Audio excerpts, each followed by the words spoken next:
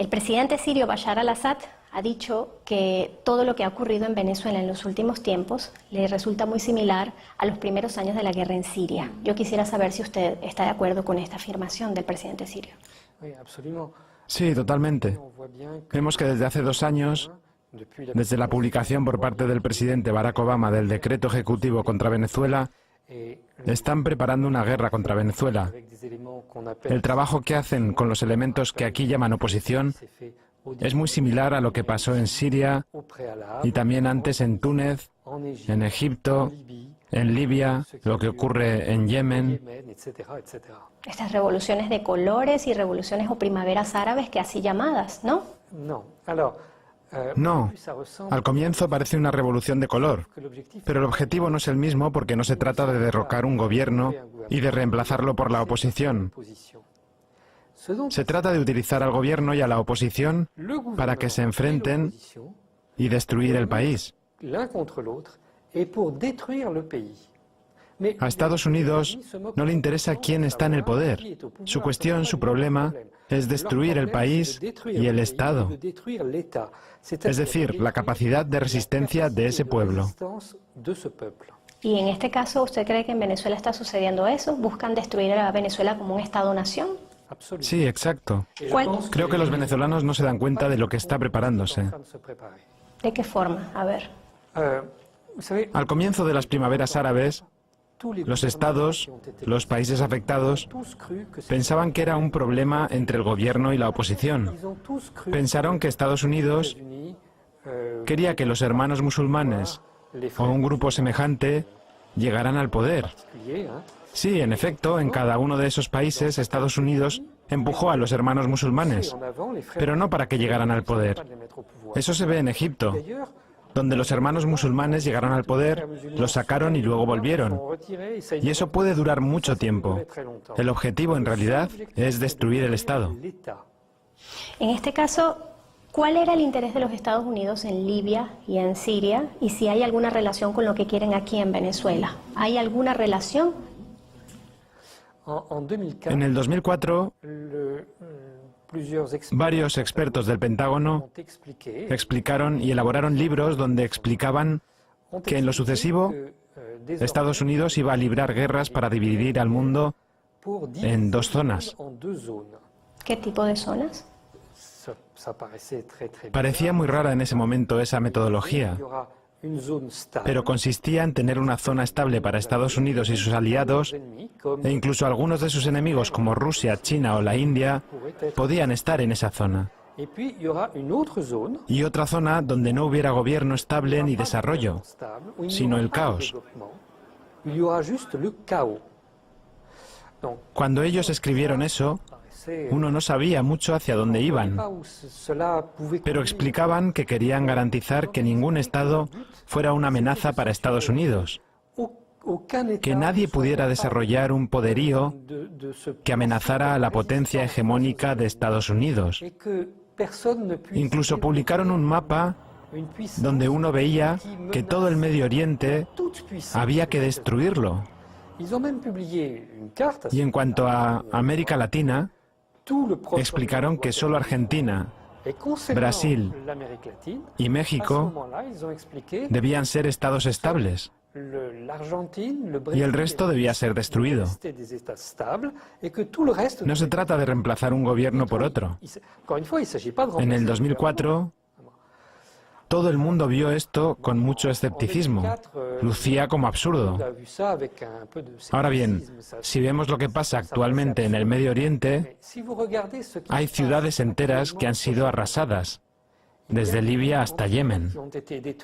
Varios países se han desmoronado, de manera que no es un proyecto imaginario, sino que lo están poniendo en práctica, y que previeron ponerlo en práctica en Venezuela, y por lo menos en el noreste de América Latina. ¿Y por qué cree usted que es ahora, no?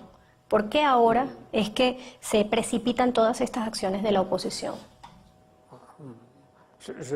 No sé por qué generan esas acciones ahora por parte de la oposición. Pero en todo caso, está claro que Estados Unidos hace que la situación hierva, poco a poco hace que la situación hierva. Cuando vengo acá me doy cuenta de que ya la situación está lista, que cuando Estados Unidos lo desee, va a comenzar la guerra aquí, en Venezuela. Y ustedes no saben lo que es la guerra. ¿Cuál puede ser el escenario de esa guerra? ¿De qué tipo? Al estilo Libia, al estilo Siria. Me refiero a Libia, por ejemplo, los fake news, las noticias falsas, un supuesto bombardeo a una plaza que nunca existió. Al estilo Ucrania, una forma de colocar francotiradores, como ya ocurrió aquí el 11 de abril del año 2002, para decir matar a gente de un lado y del otro. O al estilo Libia, de mercenarios pagados para dañar a la población en general. Cuando estudiamos lo que sucedió en Ucrania, en Libia y en Siria, es exactamente la misma metodología. Siempre comienza igual. Se acusa al gobierno de cometer crímenes horribles. Justamente se acusa a algunos dirigentes políticos de crímenes espantosos y ellos mismos están sorprendidos cuando se les dice: bueno, mire, tenemos testigos, usted torturó a unas personas. Se quedan anonadados, porque es tan horrible que no lo pueden creer. Luego envían al sitio, al país, unas fuerzas especiales, unos francotiradores. Esos francotiradores se colocan en los techos durante una manifestación. Su objetivo es disparar tanto sobre los manifestantes como sobre la policía. Eso ocurrió aquí en Venezuela, el 11 de abril de 2002. Sí. En Libia, cuando salí de Libia durante la caída del Estado, el desmoronamiento de ese Estado, la Organización Internacional para las Migraciones me sacó en un pequeño barco. Éramos como 40. Estábamos como sardinas en lata. Y había unos miembros de las fuerzas especiales italianas que habían sido arrestados durante el comienzo de la crisis y la OTAN quería que salieran de Libia. Yo salí con esa gente. En el barco ellos relataron, se lo relataron a alguien y yo lo escuché, porque era un sitio muy pequeño y se oía todo. Pues bien, dijeron que habían sido enviados a la primera manifestación en la que se dijo que Muammar al-Gaddafi había disparado contra su pueblo. Fueron ellos los francotiradores que habían disparado contra la multitud y contra la policía. Eso crea una confusión enorme. Cada campo está convencido de que fue el otro el que le disparó. Y eso es el comienzo de un enfrentamiento interno. Pronunciamiento sobre Venezuela. Coordinadora antiimperialista de todas las sangres, Coatos. 1. América fue interrumpida en su desarrollo civilizatorio por la invasión de imperios europeos que se instalaron formando los virreinatos y capitanías, sometiendo y exterminando las poblaciones que originalmente habitaban nuestro continente, buscando borrar todo su desarrollo tecnológico y espiritual, imponiéndose a sangre y fuego. 2. Esta etapa colonial fue interrumpida por una oleada de movimientos independentistas que se sustentaba en los focos de resistencia y rebelión de nuestras poblaciones originarias, obteniéndose una independencia formal de los imperios de entonces, que lamentablemente los herederos criollos usufructuaron. Así fuimos sometidos a los imperios del capital, sucesivamente de Francia, Inglaterra y recientemente de Estados Unidos, que por estar en nuestro continente, pasó a colonizarnos intensamente. 3. La causa de esta intensa y agresiva invasión y colonización, siempre fue la codicia de nuestros recursos naturales, como es el caso de nuestros metales y no metales preciosos, metales industriales, reservas de combustibles fósiles y ahora toma mucha importancia nuestra biodiversidad, alimentos, y reservas de agua potable. 4. Hoy, los imperios económicos o corporaciones supranacionales, más poderosos que los países, ejercen dominio global utilizando los países otrora imperiales como madrigueras, bases de operaciones y logística militar para salvaguardar sus intereses.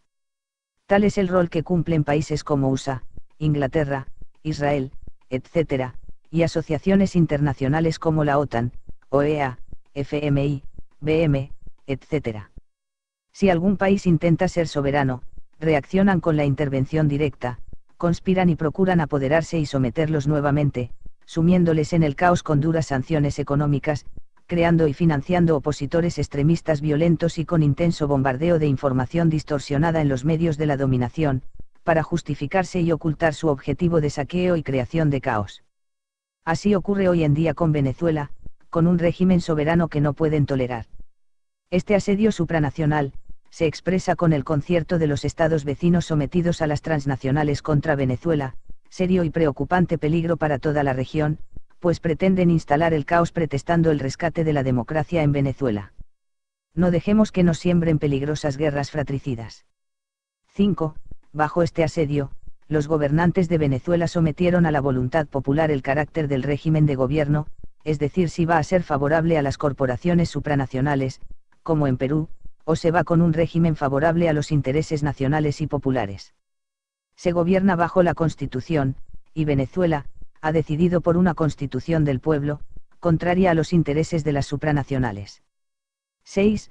Quienes obedecen a monopolios y transnacionales reaccionan en todo el continente, y nuestro corrupto presidente, enlodado en el caso Odebrecht, asediado por el acoso internacional anticorrupción y por la oleada popular de movilizaciones que demuestran un despertar de los pueblos en clara actitud soberana, donde las herramientas de manipulación política ya no les funciona porque la fuerza autónoma de las bases se imponen a dirigencias claudicantes y a sus operadores políticos de derechas. Centros, izquierdas y ultras, tratando quizá de ocultar y utilizar cortinas de humo para no ser vacado inmediatamente, se le ocurre convocar a una cumbre intervencionista de cancilleres en Lima, contra el pueblo de Venezuela, a realizarse este 8 de agosto. 7. Por ello alertamos a los pueblos del Perú, de América del Sur y del mundo, que la maniobra de la alianza PPK-Fujimorismo en Perú, no es el sentir de nuestro pueblo, pues somos antiimperialistas, anticolonialistas, estamos luchando por la verdadera soberanía y autodeterminación, y condenamos toda injerencia e intervencionismo que las corporaciones están implementando, usando nuestros países con regímenes pro-transnacionales, la inteligencia y fuerzas militares USA, las sanciones políticas y económicas, pretendiendo que se validen con la OEA, etc. Declaramos nuestra solidaridad y reconocimiento a la Asamblea Constituyente Venezolana, integrada por representantes del pueblo, y hacemos un llamamiento para que expresemos nuestra solidaridad con Venezuela, rechazando la cumbre intervencionista de cancilleres de Lima, y reconocer el proceso constituyente en Venezuela, expresándonos democráticamente en las calles y plazas en todas las ciudades, centros poblados, comunidades, etc., actividades a realizarse desde el 8 de agosto, y que en Lima, Perú, tendrá la especial condición que esta movilización será reforzada con la participación activa de los gremios en lucha, con quienes la ciudadanía debe también expresar su total e incondicional apoyo y solidaridad. Viva la libre autodeterminación del pueblo de Venezuela. No a la injerencia extranjera. Que no nos siembren guerras.